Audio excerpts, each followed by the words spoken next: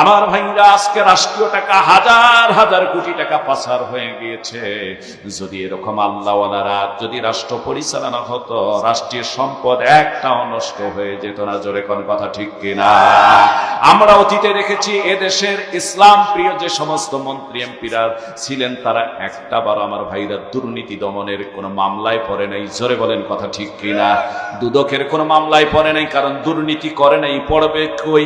এই জন্য বলবো, এই আল্লাহওয়ালারা দিয়ে যে রাষ্ট্র পরিচালনা করে আমার ভাইরা শান্তি আর শান্তি ফিরে পাবেন। এই জন্য সামনে আমাদেরকে সেই চিন্তা চেতনাগুলি করা লাগবে। ও মুসলমান ভাইদের আমার, এটাও বড় আমানত, যিনি আপনি যে একজনকে সমর্থন করবেন সেটাও বড় আমানত। আপনার সমর্থিত হওয়ার পর সে ব্যক্তিটা নির্বাচিত হওয়ার পর যত নেক কাজ করবে আপনি তার সব পাবেন, আর যত অন্যায় কাজ করবে আপনি তার যাজা তার আপনি কবরে গিয়েও পাবেন, দুনিয়াতেও পাবেন। এই জন্য যাকে নির্বাচিত করবেন তাকে অবশ্যই ভেবে চিন্তে নির্বাচিত করার দরকার। জোরে কোন কথা ঠিক কিনা? মুসলমান ভাইদের আমার, ওমর ইবনে আব্দুল আজিজের শাসন আমলে ঠিক যেমনটা নাকি শান্তি ছিল, ঠিক তেমনটা পশু পাখির ভিতরেও শান্তি ছিল।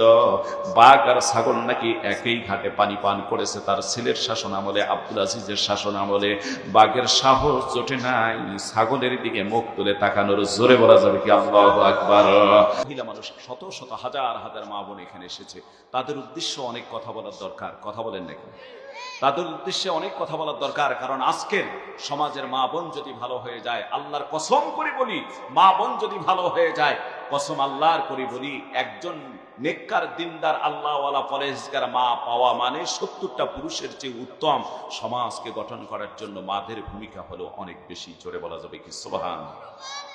এই মাদের উদ্দেশ্যে কয়েকটি কথা বলবো। আমার মায়েরা গভীর মনোযোগ দিয়ে দেন। আল্লাহর হাবিব সাল্লাল্লাহু আলাইহি ওয়াসাল্লাম নারী জাতিদের জান্নাতে যাওয়ার জন্য খুব সহজ কিছু পন্থার কথা বলেছেন। নবীজি বর্ণনা করেন, নারী জাতিরা যদি 5 ওয়াক্ত নামাজ সঠিক সময় সুন্দর করে আদায় করে, আলমারআতু ইজা সাল্লাত খামসাহা, 5 ওয়াক্ত নামাজ যদি সঠিক সময় সুন্দর করে মায়ের জাতির আদায় করে, আল্লাহ রব্বুল আলামিন জান্নাতের 2টা দরজা তাদের জন্য খুলে দেন। জোরে বলা যাবে কি সুবহানাল্লাহ?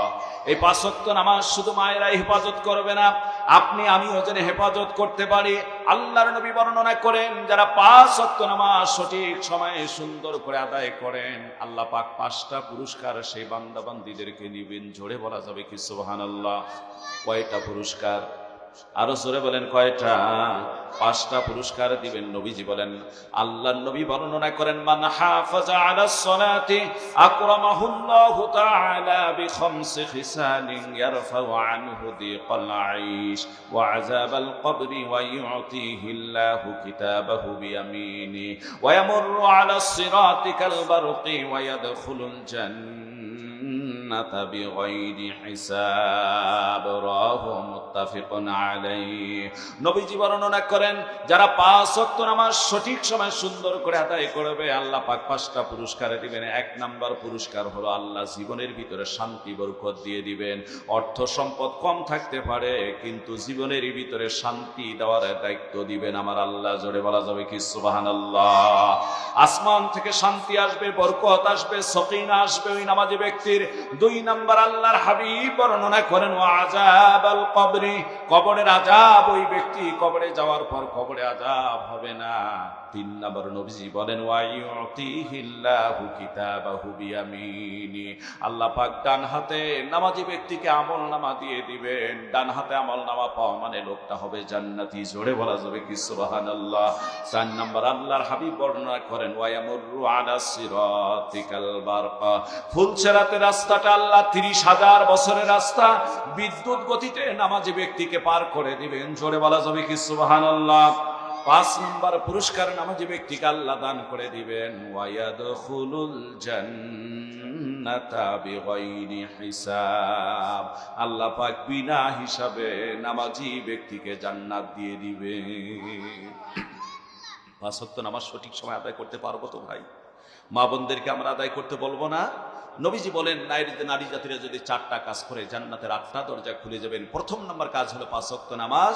2 নাম্বার আল্লাহর হাবিব বর্ণনা করেন ওয়াসামাত শাহরাহা, রমজান মাসে রোজাগুলি যদি মায়ের জাতিরা আদায় করে, বছরে একটা মাস রোজা এসে যায়, ওই সময় যদি কোনো কারণবশত শরীয়তের বিধান অনুযায়ী যদি তাদের উপর রোজা ফরজ না থাকে, তাহলে যখন ভালো হয়ে যাবে তখন শেষে রোজাগুলি আদায় করে ফেলবে, কাজা করবে।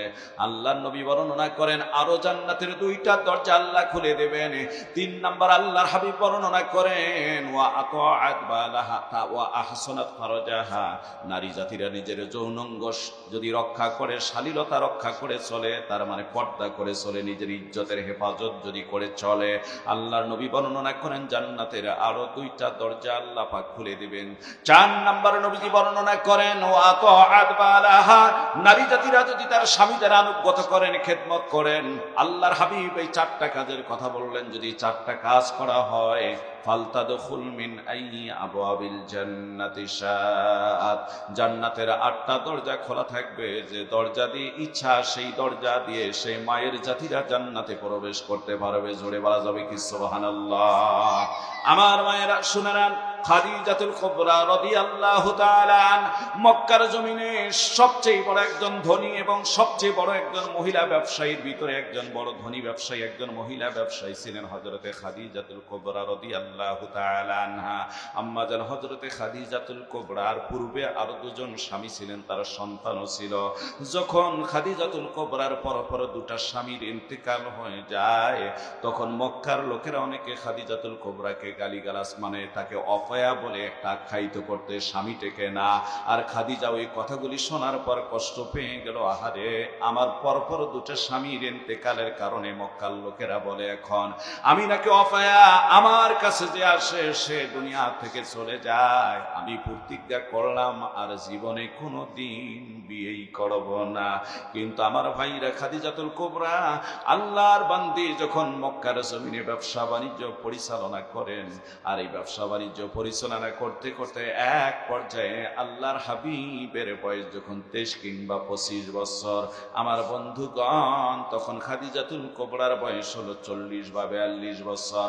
আমার নবীজিকে ব্যবসার দায়িত্ব দিয়ে, দেখাশোনা দিয়ে, মাইসারা নামে একজন গোলামকে সঙ্গে দিয়ে আল্লাহর বান্দি খাদিজাতুল কুবরা তার মাল নিয়ে মক্কায় সিরিয়ায় পাঠিয়ে দিলেন ব্যবসা করার জন্য। আল্লাহর হাবিব খাদিজাতুল কুবরার মালগুলি নিয়ে ব্যবসায় যখন চলে গেলেন, আল্লাহর রাসূলের হাত লাগার সঙ্গে সঙ্গে ব্যবসায় বরকত এসে গেল। অন্যবার খাদিজা ব্যবসা করলে যে লাভ হয় তার চেয়ে দ্বিগুণ লাভ ব্যবসার মধ্যে হয়ে গেল। জোরে বলা যাবে কি সুবহানাল্লাহ। নবীজির পবিত্র হাত লেগেছেন। আবার সিরিয়ায় যে মালগুলি চলে ওই মালগুলি করে করে মক্কায় নিয়ে আসলেন, এখানে দ্বিগুণ লাভ হয়ে গেল। তার আমানতদারি, তার ব্যবসার উপরে দেখে খাদিজাতুল কুবরা দিনে দিনে মুগ্ধ হয়ে গেল। হযরত আবু তালেবের কাছে প্রস্তাব দেওয়া হলো, আবু তালেব বিষয়টা মেনে নিলেন। সংক্ষেপ যে কথাটা বলতে চাই আমার ভাইরা, এই খাদিজাতুল কুবরা রাদিয়াল্লাহু তাআলা আনহার সঙ্গে বিয়ের ব্যবস্থাপনা করা হয়ে গেল। এই বিয়ের ব্যবস্থা করা হয়ে গেলে খাদিজাতুল কুবরা রাদিয়াল্লাহু তাআলা আনহা ডাক দিয়ে বললেন, ইয়া রাসূলুল্লাহ, হাবিবাল্লাহ, নবীজি, আমি মক্কার জমিনে একজন বড় ধনী ব্যবসায়ী গো ইয়া রাসূলুল্লাহ, আর আমি আজকে আপনাকে পতি হিসাবে, স্বামী হিসাবে পর একটা কথা দিয়ে দিলাম রাসূল গো, আমার সম্পদ যতগুলি আছে আজ থেকে আমার না, আপনার পায়ে, আপনার কদমের কাছে রেখে দিলাম। আপনার যত খুশি এই সম্পদ দিয়ে দিনের কাজ করবেন, যেটাই ইচ্ছা আপনি ব্যবহার করবেন। আমি আজ থেকে এই সম্পদের মালিক না, সম্পদের মালিক বানাই দিলাম আপনি রাসূলকে। জোরে বলা যাবে কি সুবহানাল্লাহ। আমার মায়েরা শুনে নেন, যেহেতু আপনাদের উদ্দেশ্যে কিছু কথা বলতে বলেছেন, এই জন্য আপনাদের উদ্দেশ্যে খুব সংক্ষেপে কয়েকটা কথা বলতে চাই। খাদিজাতুল কুবরা রাদিয়াল্লাহু তাআলা আনহা আমার রাসূলকে কি করলেন, রাসূলকে তখন তিনি সব কিছু বিলিয়ে দিলেন। আর এই বিলিয়ে দেওয়ার কারণে আল্লাহর হাবিব সাল্লাল্লাহু আলাইহি ওয়াসাল্লামের মাথাটাও বড় উঁচু হয়ে গেল। মতান্তরে আমার ভাইরা, আর রাহিকুল মাকতুম নামে একটা সিরাত গ্রন্থ রাবেতার আলেমে ইসলামিয়ার ভিতরে, সেই আরবের একটা ইসলামী বই মেলার ভিতরে 1000 পাণ্ডুলিপির ভিতরে 1100 পাণ্ডুলিপির ভিতরে এই সিরাত গ্রহণটা প্রথম পুরস্কার অবলম্বন করেছেন, অর্জন করেছিলেন। এই আর-রাহিকুল মাকতুম কিতাবের ভিতরে এসেছে, আমার হাবিব নবী মুহাম্মদ রাসূলুল্লাহ খাদিজাকে বিয়ে করার পর মক্কার লোকেরা সিসা দেয়া শুরু করলো, খাদিজা তুমি এমন একজন মানুষকে বিয়ে করলে যে মানুষটার স্বামী নাই, যে মানুষটার বাবা নাই, মা নাই, এতিম মানুষ, সম্পদ নাই, দাদা নাই, এমন একজন মানুষকে বিয়ে করলে কেন? মক্কার কত বড় বড় ধনীরা তোমার বিয়ে করার জন্য প্রস্তুত ছিল, তুমি তাকেও তো বিয়ে করতে পারতে। খাদিজাতুল কুবরা রাদিয়াল্লাহু তাআলা আনহা বড় বড় মক্কার কাফিরগুলিকে দাওয়াত দিয়ে নিয়ে আসার পর, সুন্দর আপ্যায়ন করার পর বললেন, শোনো, তোমরা বলেছো আমি নাকি একটা জায়গায় ভুল করেছি জীবনে। কয় হ্যাঁ তুমি ভুল করেছো।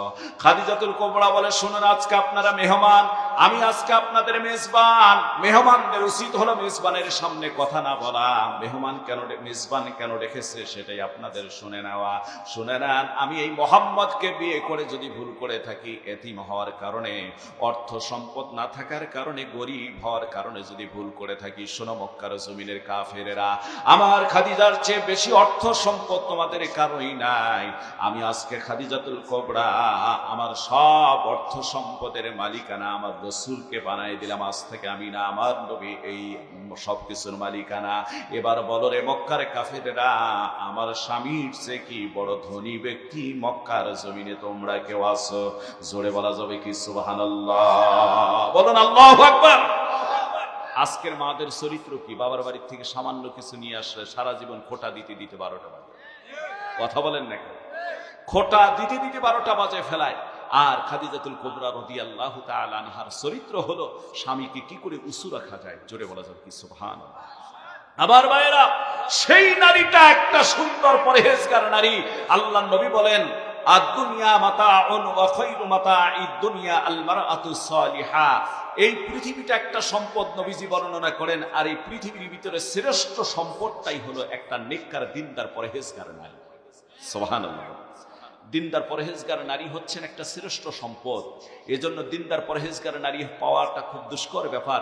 আপনি আপনার একটা ছেলেকে বিয়ে শাদী দিতে যান, মেয়ের অভাব নাই, কিন্তু একটা নেককার মেয়ে খুঁজে পাওয়া খুব কঠিন ব্যাপার। কথা বলেন না কেন?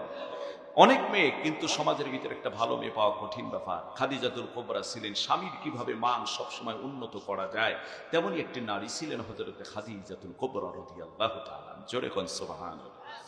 আমার মায়েরা, গভীর মনোযোগ দিয়ে দেন। কাফেরদের মাথা নিচু হয়ে গেল, তারা চলে গেল নবীজির দরবার থেকে। যে কথাটা আমি বলতে চাই, এই খাদিজাতুল কুবরা স্বামীকে কত আনুগত, স্বামীর কথা আনুগত থাকতো, কত স্বামী ভক্ত ছিলেন তিনি। শুনে নেন মায়েরা আমার, তো মা বোনদের প্রথম নাম্বার কাজ হলো 5 ওয়াক্ত নামাজ।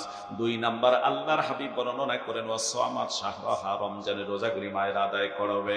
3 নাম্বার আল্লাহর নবী বলেন, ওয়া আহসানাত ফারজাহা, তারা নিজের লজ্জা স্থান হেফাজত করবে। লজ্জা স্থানটা যেমন নারীরা হেফাজত করবে, ঠিক একজন পুরুষ মানুষও তার লজ্জা স্থান হেফাজত করবে।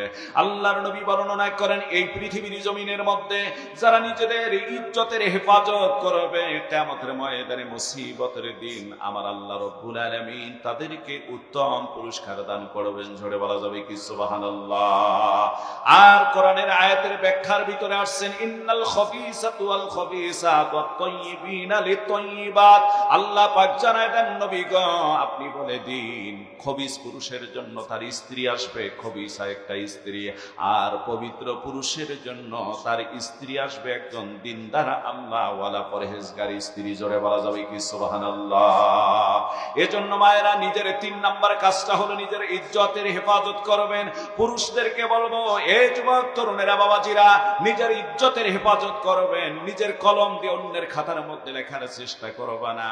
যৌবনের এই তাড়নায় তুমি কোনো ভুল পথে পা দিবা না। যদি নিজের কলম দিয়ে অন্যের খাতায় লেখো, তোমার খাতাটাও ফেরত আসতে পারে না। আল্লাহর কথা অনুযায়ী তোমার স্ত্রীটাও আসবে একজন খবিসা স্ত্রী। জোরে কন্যা নাউযুবিল্লাহ। আর সমাজের ভিতরে মধ্যে পরক্রিয়া দিয়ে একটা ব্যাধিতে পরিণত হয়েছে। জোরে কোন কথা ঠিক কিনা? সমাজে শুধু পরক্রিয়া আর পরক্রিয়া। আল্লাহর কসম করে বলে আমার মায়েরা, এই দুনিয়ার জমিনের মধ্যে যারা নিজের ইজ্জতে হেফাজত করতে পারবে, আব্রুর হেফাজত করতে পারবে, এই মানুষগুলি হবে আল্লাহ তাআলার কাছে অত্যন্ত দামি। এই জন্য নিজের ইজ্জতের হেফাজত করবেন। পেপার পত্রিকা খুললে দেখা যায় দুটা সন্তান রেখে আমার ভাইরা অন্য ছেলের সঙ্গে পালিয়ে যায়, পরক্রিয়া করে পালিয়ে যায়, 3 সন্তান রেখে পালিয়ে যায়। আবার নিজের সন্তান পরক্রিয়া করার সময় নিজের সন্তান নিজের চোখে দেখে ফেলার কারণে মা আর ওই পরপুরুষ মিলে ওই নিজের সন্তানকে মেরে ফেলে, এমনও ইতিহাস পাওয়া যায়। জোরে কোন কথা ঠিক কিনা? আল্লাহর নবী বর্ণনা করেন, ওয়া আহসানাত ফারজাহা, নারী জাতিরা যদি নিজের ইজ্জতের হেফাজত করে, নিজের যদি শালীনতা রক্ষা করে চলে, আল্লাহ পাক জান্নাতের 2টা দরজা খুলে দিবেন। 4 নম্বর আল্লাহর হাবিব বর্ণনা করেন, আল্লাহর নবী বর্ণনা করেন, ওয়া আতাআত বালাহা, তারা যদি স্বামীদের আনুগত্য করে, আল্লাহর নবী বর্ণনা করেন জান্নাতের 8টা দরজা খুলে যাবে। কিভাবে স্বামীদের আনুগত্য করা লাগবে আমার মায়েরা? আল্লাহর হাবিব বর্ণনা করেন, গভীর থেকে গভীর রজনীতে নবীজি বাড়িতে আসার পর একটা ডাক দিত খাদিজা। ডাক দেব দেরি, খাদিজাতুল কুবরা দরজা খুলতে দেরি করতো না। জোরে বলা যাবে কি সুবহানাল্লাহ? আল্লাহর নবী জিজ্ঞাসা করতেন, খাদিজা তুমি কি ঘুমাও না? খাদিজাতুল কুবরা রাদিয়াল্লাহু তাআলা আনহা ডাক দিয়ে বলেন, নবীজি আমিও তো মানুষ, আমারও তো স্বাভাবিক ঘুম ধরার কথা, আমিও ঘুমে পড়তে পারি ইয়া রাসূলুল্লাহ, কিন্তু নবী গো আমি ঘুম ধরার কারণে দরজার মধ্যে পিঠটা লাগিয়ে দিয়ে দাঁড়িয়ে থাকি, কখন আপনি আসবেন? জোরে বলা যাবে কি সুবহানাল্লাহ? আপনার পায়ের শব্দ শোনার পর আমি বুঝতে পারি, সাথে সাথে আমি খাদিজাতুল কুবরা দরজা খুলে দেই, কিংবা প্রথম ডাকে দরজা খুলে দেই। কত স্বামীদের আনুগত্য ছিল তার, আর বর্তমান মাদের আনুগত্যের অভাব। আমার ভাইরা, পুরুষ মানুষ একটু বাইরে চলে গেলে এখানে সেখানে আড্ডা, আমার বন্ধুগণ নারীরা আজকে বাজার সয়লাভ করে ফেলছে। জোরে কোন কথা ঠিক কিনা? হ্যাঁ মায়ের, আমি বলবো আপনাদেরকে আল্লাহ প্যাকেট করে থাকতে বলেন নাই, পর্দা করে সব করতে পারবেন, কিন্তু সে পর্দাটা হতে হবে শরীয়ত সম্মত। জোরে কোন কথা ঠিক কিনা? আজ রাস্তাঘাটে দেখতে দেখা যায় মায়ের জাতিদের পর্দা নাই, শালীনতা নাই। বড় আফসোসের বিষয়, মার্কেটে যায় বেহায়াপনা অবস্থায়। আল্লাহ রব্বুল আলামিন এই নারী জাতিদেরকে হেফাজত করুক। হাদিস শরীফের ভিতরে আসছে, আল্লাহ রাসূল হেরা গুহার মধ্যে ধ্যানমগ্ন অবস্থায় থাকতো, আর খাদিজাতুল কুবরা রাদিয়াল্লাহু তাআলা আনহা 700 ফিট পাহাড়, উঁচু পাহাড়, হাজী সাহেবরা সেখানে গেলে দেখতে পারেন এখনো ওঠা বড় কষ্ট হয়। খাদিজাতুল কুবরা রাদিয়াল্লাহু তাআলা আনহা খাদ্য পানি নিয়ে সেই পাহাড়ের উপরে উঠে নবীজির কাছে খাদ্য পানি পৌঁছায় দিত। জোরে বলা যাবে কি সুবহানাল্লাহ? একদিন খাদিজাতুল কুবরা রাদিয়াল্লাহু তাআলা আনহা খাদ্য পানি নিয়ে ওই উঁচু পাহাড়ের উপরে উঠতেছিলেন। উঠতে উঠতে পাহাড়ের পাথরের মধ্যে পায়ের চান্দিটা লেগে রক্ত ঝরতেছে।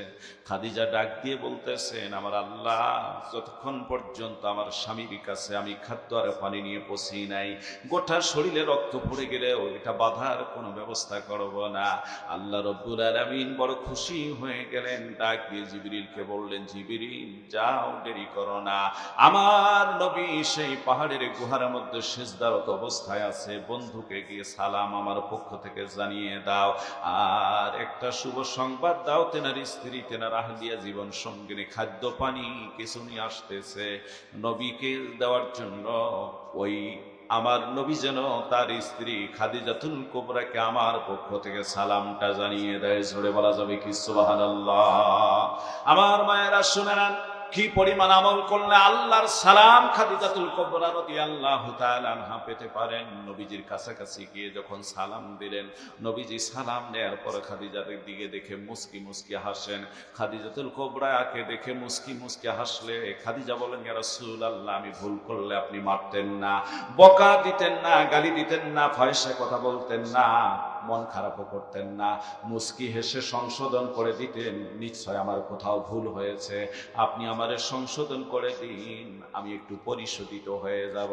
আল্লাহর হাবিব বলেন, খাদিজা আজ আর কোথাও ভুল করো নাই। খাদিজা রে, আমার আল্লাহ রব্বুল আলামিন তোমার উপর রাজি খুশি হইয়া আল্লাহ নিজেই তোমাকে সালাম জানিয়ে দিয়েছেন। জোরে বলা যাবে কি সুবহানাল্লাহ। আমার মায়েরা, এই খাদিজার ঘরে এমন এক সময় আসলো, দিনের জন্য চুলায় আগুন জ্বলতো না 7 দিন 10 দিন, কিন্তু খাদিজা রাদিয়াল্লাহু তাআলা আনহার কোনো অভিযোগ ছিল না। জোরে বলা যাবে কি সুবহানাল্লাহ। আম্মা জান হযরত আয়েশা বলেন, আমার ঘরের মধ্যে এমনও দিন গিয়েছে 7 দিন 10 দিন পর্যন্ত চুলায় কোনো আগুন জ্বলতো না।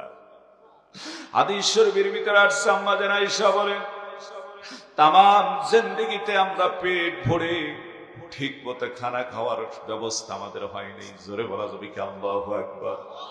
আমার মায়েরা, সেই মা আজকে কত অভিযোগ স্বামীদের বিরুদ্ধে। জোরে বলেন কথা ঠিক কিনা? কত অভিযোগ। আল্লাহ রাব্বুল আলামিন আমাদেরকে হেফাজত দান করুক। জোরে বলেন আমিন। পরিশেষে বলতে চাই, যেহেতু আজকের এই মাহফিল আপনারা সমাজবাসীর পক্ষ থেকে কোনো কালেকশন নাই, কোনো মাদ্রাসা নয়, মসজিদ নাই, কোনো কালেকশন নাই, মন ভরে কিছু কথা শুনবেন। আপনাদেরকে আমার ভাইরা একটা দাওয়াত দিয়ে গেলাম, কখনো যদি আসেন কুড়িগ্রামে, আমার বাসাটা হচ্ছে কুড়িগ্রাম মেন শহরে, পৌরসভার পাশে আপনাদের নিয়ে যাব, আপনারা সেখানে আসবেন। আমার বন্ধুগণ, ধল্লা ব্রিজের পূর্ব পাশে আমার ভাইরা এখন তার কবর দেয়া হয়েছে। কুড়িগ্রাম সেই শহর পৌরসভার পাশের ইউনিয়নের নাম হচ্ছে, কয়েকটা ইউনিয়ন তো চতুর্দিকে পাশে থাকে, তার ভিতরে একটা ইউনিয়নের নাম হচ্ছে মোগলবাসা। এই মোগলবাসা ইউনিয়নে এক আল্লাহর বান্দা আমার ভাইরা মারা গেলেন। 22 বছর পর নদীর ভাঙ্গনে, ধল্লা নদীর ভাঙ্গনে লাশটা বেরিয়ে পড়ল। 22 বছর পর দেখা গেল আল্লাহর বান্দার কাপড়ের মধ্যে মাটির দাগ পর্যন্ত লাগে নাই, কাপড় অক্ষত, লাশটা অক্ষত। জোরে বলা যাবে কি সুবহানাল্লাহ। আমার ভাইরা, ওই লোকটাকে ওখান থেকে উঠায় নিয়ে অন্যত্রে গিয়ে তাকে দাপন করা হলো। আল্লাহ তাআলার কি শান, আবারও 10 বছর পর নদীর ভাঙ্গনে লাশটা বেরিয়ে পড়লো। এই 22 আর 10-এ 32 বছর পর দেখা গিয়েছে আল্লাহর বান্দার কাপড়ের মধ্যে মাটির দাগও লাগে নাই, লাশটাও অক্ষত। ওই 32 বছরের সময় আপনাদের দেওয়ানগঞ্জ থানার পল্লাকান্তি ব্রিজের ওখানে আমি প্রোগ্রাম করে বাড়িতে গিয়েছি। হাজার হাজার লোক দেখতেছি, ছুটতেছে। জিজ্ঞাসা করলাম, আপনারা কোথায় যান? ওনারা বললেন, বাসির উদ্দিন ঘুঘুমুন্সির লাশটা আবার বেরোইছে, এই লাশটা আমরা দেখার জন্য যাচ্ছি। এই লাশ যখন দেখার জন্য তারা যাচ্ছে, ড্রাইভার ক্লান্ত, বললাম তুমি বাড়িতে যাও, আমি নিজে একটু গাড়িটা ড্রাইভ করে যাই। আমি গুনাহগার চলে গেলাম, বাঁশ দিয়ে বেষ্টন করে ঘিরে রেখেছে।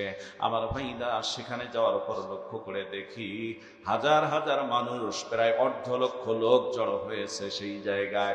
বাঁশের বেষ্টনীর ভিতরে প্রবেশ করলাম, মাথার দিকে গিয়ে দাড়ি যেখানে থাকে এই জায়গায় কাপড়টা নিয়ে আস্তে করে টান দিয়েছি একটু খোলার জন্য। কসম আল্লাহর, কোরআনের মাহফিলে বলছি, আমি একটা পাকা দাড়ি আল্লাহর বান্দার মুখের দেখতে পেরেছি। জোরে বলা যাবে কি সুবহানাল্লাহ। অনেকে নিষেধ করলেন, এতদিন পর মুখ খোলাও ঠিক হবে না। আমিও জাজ করে দেখলাম, এখন আর এটা খোলাও ঠিক হবে না।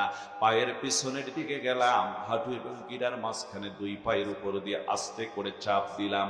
চাপ দেওয়ার কাছে যেটা অনুভব হলো, কাপড়ের উপর দিয়ে তার শরীরের গোশতগুলি আজও ঠিক আছে, শুধুমাত্র একটু শুকায় গিয়েছে। জোরে বলা যাবে কি আল্লাহু আকবার।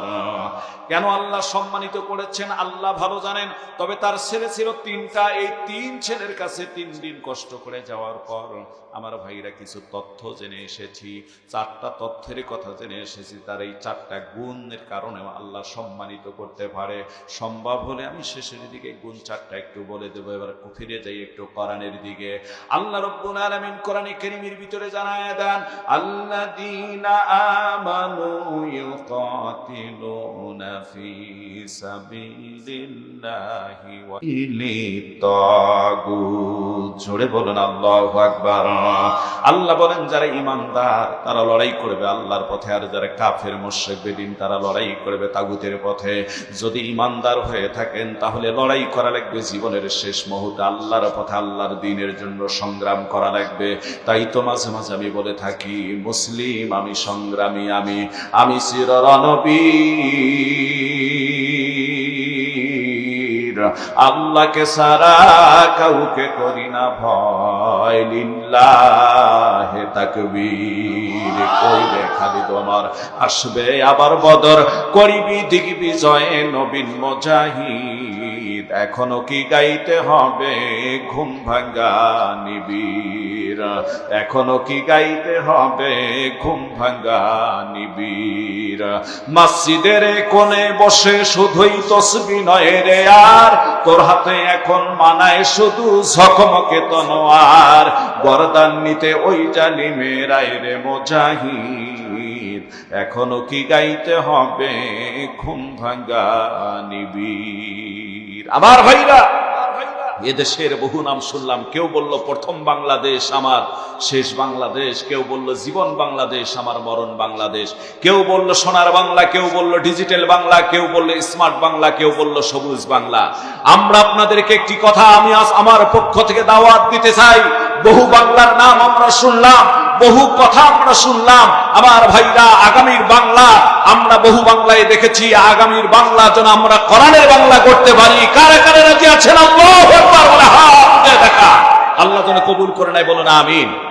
বহু বাংলায় তো আমরা দেখেছি, যদি একটাবার কোরআনের বাংলা আপনারা গড়াতে পারেন, আমার বিশ্বাস টেকনাফ থেকে তিতুলিয়া, রূপসা থেকে পাথুরিয়া, সুন্দরবন থেকে বান্দরবন, মানুষ নির্বিঘ্নে চলবে, কোথাও খুন হবে না।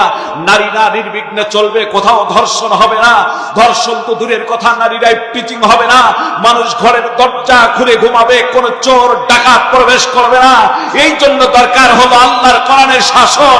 আল্লাহর কোরআন দিয়ে যদি সমাজ ব্যবস্থা কায়েম হয়ে যায়, এই সমাজ স্বর্ণের সমাজে পরিণত হবে। কথা বলেন ঠিক কিনা?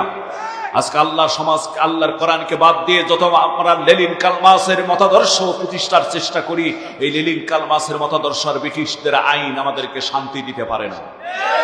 কথা বলেন না কেন?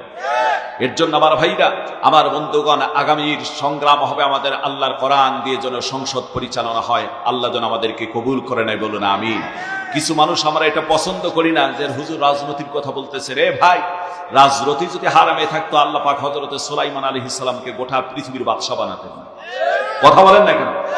যদি বাদশাহী করাই হারাম থাকতো, তাহলে হযরত ইস্কন্দার বাদশা সেকেন্দারকে গোটা পৃথিবীর আল্লাহ বাদশাহী বানাতেন না। কথা বলেন না কেন? রাজনীতি বরং আলেম উলামারাই করবে, যারা কোরআন দিয়ে রাজনীতি যদি করে, কোরআন দিয়ে যদি রাষ্ট্র পরিচালনা করে, গোটা সমাজ স্বর্ণে সমাজে পরিণত হয়ে যাবে। আজকে আমার বন্ধুগণ, একটা কথা দৃষ্টান্ত দেই, আপনাদের কলিজা ঠান্ডা হয়ে যাবে। ওমর ইবনুল খাত্তাব রাদিয়াল্লাহু তাআলা আনহুর শাসনামলটা কেমন ছিলেন লক্ষ্য করে দেখেন। যিনি দিনের বেলায় থাকতেন প্রধানমন্ত্রী, কখনো দিনের বেলাও ছদ্মবেশে মানুষের খবর নিতেন, আর রাত্রিতে অধিকাংশ সময় ছদ্মবেশে ঘুরে ঘুরে তিনি মানুষের দাঁড়িয়ে দাঁড়িয়ে গিয়ে খবর নিতেন। জোরে বলা যাবে কি সুবহানাল্লাহ? ঠিক একদিন ওমর ইবনুল খাত্তাব রাদিয়াল্লাহু তাআলা রাত্রিবেলায় ছদ্মবেশে বেরিয়ে পড়েছেন মানুষের খবর নেওয়ার জন্য। লক্ষ্য করে দেখলেন অন্য দেশ থেকে কিংবা দূরে থেকে কিছু মানুষ সাহায্যের জন্য, তাঁবু টানার জন্য ওমরের দেশে এসেছেন। আমার ভাইরা, ওখানে লক্ষ্য করে গিয়ে দেখেন দীর্ঘ সময় পর্যন্ত দেখতেছিলেন যে একটা বোন রান্না করতেছে, কিন্তু রান্না এখনো শেষ হয় না। আর ছোট্ট দুজন বাচ্চা কেঁদে কেঁদে, বাচ্চা দুইটা অস্থির হয়ে যাচ্ছে ক্ষুধার তাড়নায়, ক্ষুধার জ্বালা তারা সহ্য করতে পারতেছে না। মা বলছে, বেটা আর একটু ধৈর্য ধরো, আর একটু ধৈর্য ধরো, আর একটু ধৈর্য ধরো, রান্না হলেই তোমরা খেতে পারবে। ওমর ইবনুল খাত্তাব এমন কথাও শুনতে পারলেন ওই দিক দিয়ে যাওয়ার পথে, কিন্তু আবার ঘুরে এসে দেখেন রান্না শেষ হয় না, সন্তান দুইটা কেঁদে কেঁদে ঘুমিয়ে পড়েছেন। ওমর ইবনুল খাত্তাব দেখেন সন্তান ঘুমিয়ে পড়ার পর মহিলা রান্না নামালো চুলার থেকে। ওমর ইবনুল খাত্তাব ডাক দিয়ে বলেন, বোন তুমি তো নিষ্ঠুর, তোমার সন্তানরা কেঁদে কেঁদে ক্ষুধার তাড়নায় ঘুমিয়ে পড়ল, আর তুমি তারপর রান্না চুলার থেকে নামালে, কারণটা কি? ডাক দিয়ে মহিলা বললেন, হে পথিকে, তুমি তোমারে আমি চিনি না, তবে শুনে নাও, আমি যে রান্না করতেছিলাম এই রান্নার ভিতরে কোনো চাউল নাই, কোনো প্রকার খাদ্য এখানে নাই। আমার সন্তানরা ক্ষুধার তাড়নায় সহ্য করতে পারছে না। শুধু আজকে নয়, বিগত দিনগুলি তো 2 দিন থেকে খাবারের কোনো ব্যবস্থা আমরা করতে পারি নাই। আর সন্তানদেরকে একটু সান্ত্বনা দেওয়ার জন্য আমি এখানে পাথর তুলে দিয়ে একটু চুলার মধ্যে জাল করতেছি, যাতে সন্তানরা মনে করে যে আমার রান্না হচ্ছে, আমরা খেতে পারবো। আর আমার উদ্দেশ্য হলো এই রান্নার দিকে তাকায় থাকতে থাকতে সন্তানদের জন্য ঘুম এসে যায়।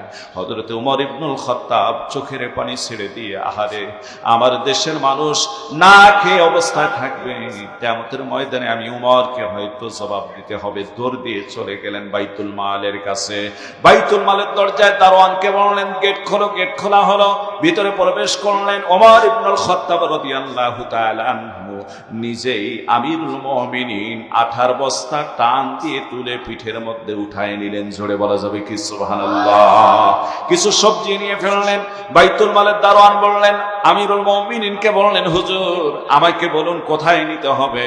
ওমর ইবনুল খাত্তাব চোখের পানি ছেড়ে দিয়ে কান্দে আর বলে, ভাই কিয়ামতের ময়দানে আল্লাহর কাছে তোমাকে জবাব দিতে হবে না, জবাব দিতে হবে আমি ওমরকে।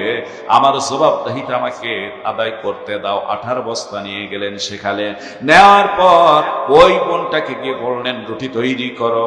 সবজি তিনি নিজেই কিছু সহযোগিতা করে কেটে দিলেন। সবজি রান্না হলো, রুটি তৈরি করা হলো। ওমর ইবনুল খাত্তাব বাইরে থেকে দেখলেন দৃশ্যগুলি। ঘুমের সন্তানকে তুলে যখন খাওয়ায় দেওয়া হচ্ছে, এদের মুখের মধ্যে যখন হাসি। মহিলা ডাক দিয়ে বলতেছিলেন, কে গো যুবক তুমি, তোমার পরিচয় আমি জানি না। এদেশের প্রধানমন্ত্রী ওমর না হয়ে তুমি হলেই না কতই ভালো হতো। হযরত ওমর ইবনুল খাত্তাব একটা প্রতি উত্তর করলেন না, চোখের পানি ছেড়ে দিয়ে ফ্যালফ্যাল করে তাকায় দেখলেন। জোরে বলা যাবে কি সুবহানাল্লাহ। বরং যখন সন্তানদের মুখে হাসি দেখলেন, আল্লাহ শুকরিয়া আদায় করলেন। ওমর ইবনুল খাত্তাব যাওয়ার সময় বললেন, বোন এই আটাগুলি শেষ হওয়ার একটু আগেই তুমি উমরের দরবারে যাবা, ওখানে গেলেই তুমি আমাকে দেখতে পাবা। আমি আবার বেশি কিছু তোমার জন্য দেওয়ার ব্যবস্থা করে দেব। আমার ভাইরা এই আটাগুলি শেষ হওয়ার পর ওখানে যখন গিয়েছিল, যাওয়ার পর লক্ষ্য করে দেখে খেজুরের তখ্তের উপরে বসে, খেজুরের চাটাইয়ের উপরে বসে ওমর ইবনুল খাত্তাব রাষ্ট্র পরিচালনা করতেছে, রাষ্ট্রপ্রধান। জোরে বলা যাবে কি সুবহানাল্লাহ।